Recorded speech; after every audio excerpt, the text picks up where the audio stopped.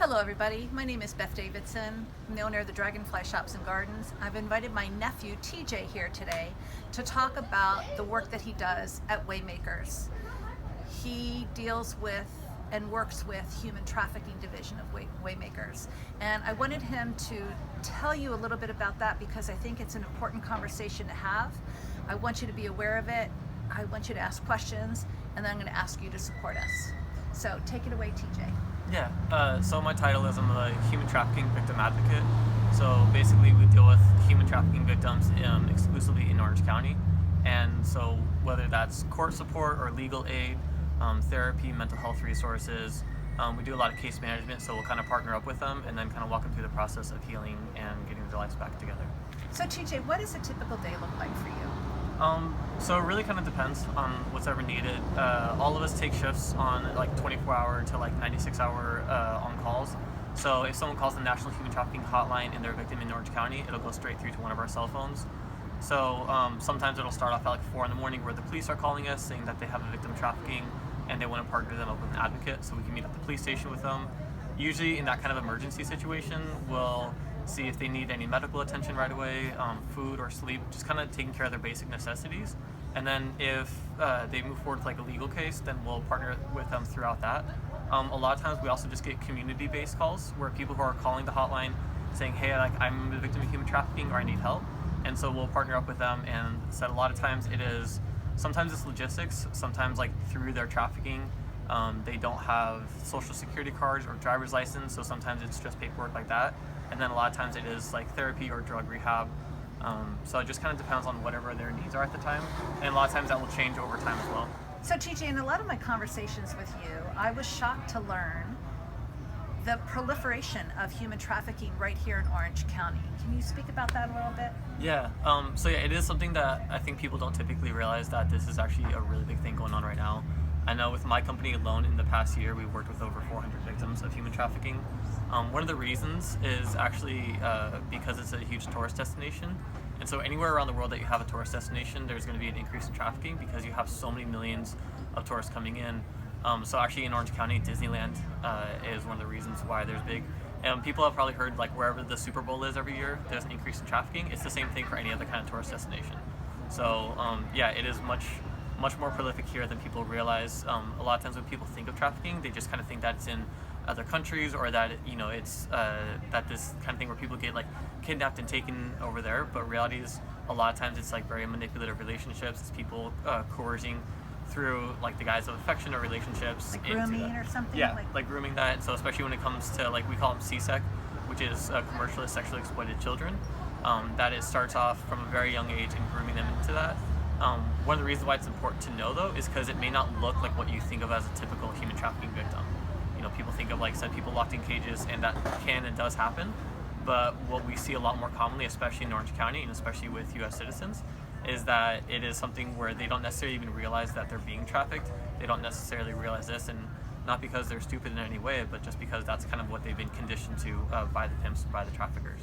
So TJ, am I correct in assuming that there's not a typical human trafficked person?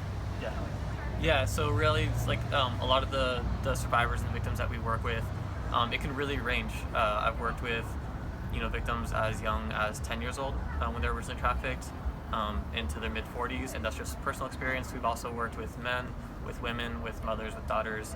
Really just like it can be much more a much more diverse population than what a lot of people assume.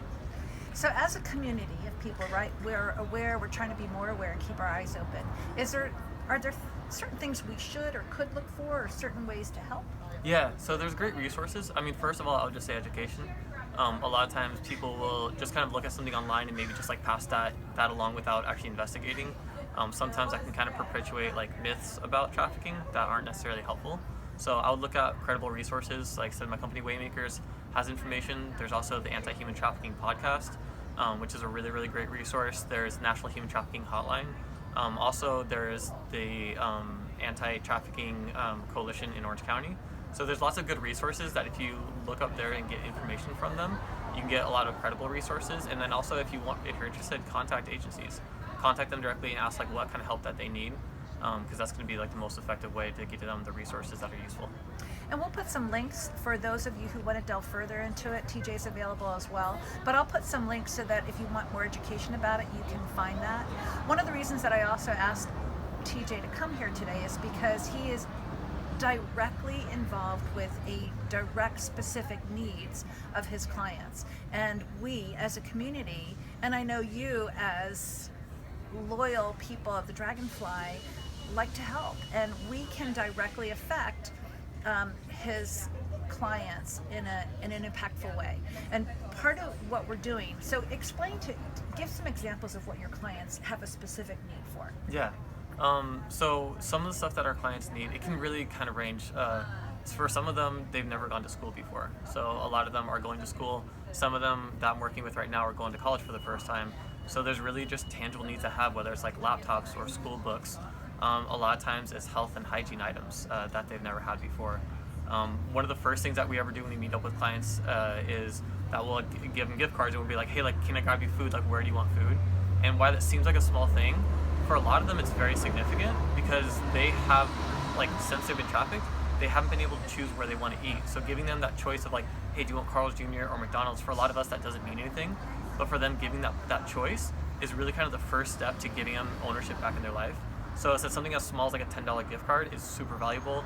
Starbucks, just having that comfort food, to whether it's like, you know, potential cars, like I work with single mothers who, you know, are having trouble like getting their feet back under them, or school supplies, said court support items when we go to court, having stuff that they can do in court, having clothing for court, because a lot of them, they don't have appropriate clothing to be in court. So, you know, being able to supply them with that. So just a lot of like tangible needs that aren't going to be able to be supplied by other companies. And would there be things too, like if they're trying to get their feet on the ground and they're maybe into a new apartment and giving them furniture or a dining room chair or a table or a toaster or those kinds of things as well, right? Or a bus ride home. Mm-hmm. Okay. Yeah. So even other gift cards that we have too, like some people's like Uber gift cards or bus passes, like just a lot of stuff that people can use, or like you were saying, like furniture stuff that a lot of things we take for granted. Yeah. Right. So one of the ways that we want to do that is we are, my sister and I, TJ's mother, have started a foundation called Shine the Light, and we want to shine the light on human trafficking. And the way that we're raising funds for that is by selling these prisms. And we have 2 different ones that we are offering up. 100% of the proceeds from these will go towards TJ's clients. He knows exactly what they need, how they need it, where it's going to go. They're $10 each. I encourage you to purchase these. I'll have these online for you to purchase. I'll make sure that we have links that you can get more information about. Waymakers loves volunteers. There's a lot of volunteer opportunity to make a difference, an impactful, significant, immediate difference in people's lives. Yeah, and I'll just say too, like, it's great because we're like, you know, none of that money goes to us. It's just stuff that whenever the money comes in, we're able to translate that directly to the clients and whatever needs there are. Like, I work with a team of other incredible advocates, and so it's great because we work with them so much, because we work with our clients on a regular basis. Like, we know what those needs are, and so yeah, like I said, like whatever money comes in just goes straight into the people that need it and where they need it the most. Thank you for watching. Thank you for supporting us, and stay tuned.